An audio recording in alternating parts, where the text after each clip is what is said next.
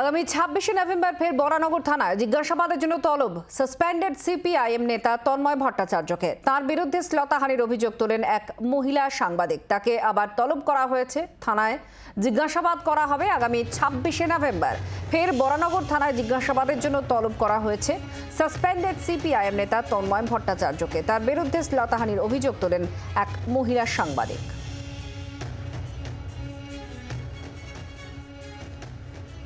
মৌমিতা চক্রবর্তী আমাদের প্রতিনিধির সঙ্গে আছেন। মৌমিতা, তৃতীয়বার এই নিয়ে তলবের কথা জানা যাচ্ছে, কি খবর, কি প্রশ্নের উত্তর খুঁজছেন তদন্তকারীরা?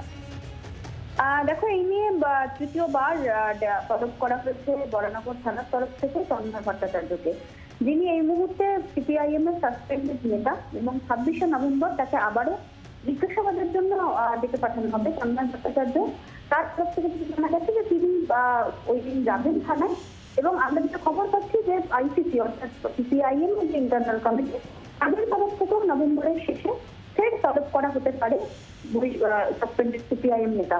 তবে জিজ্ঞাসাবাদের যে প্রক্রিয়া, সেই প্রক্রিয়া এখনো পুলিশের তরফ থেকে শেষ হয়নি। এই পুলিশ সূত্রের খবর, আগামী 26 নভেম্বর বরানগর থানায় তাকে তলব করা হয়েছে। বাংলার আওয়াজ, বাঙালির আবেগ, জি 24 ঘন্টা।